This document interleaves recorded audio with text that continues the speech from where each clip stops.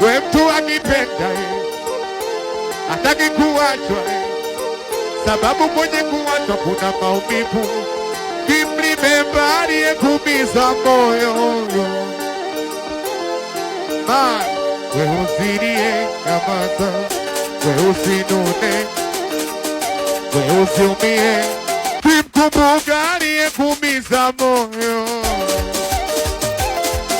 machozi boti silie kisa mapenzi.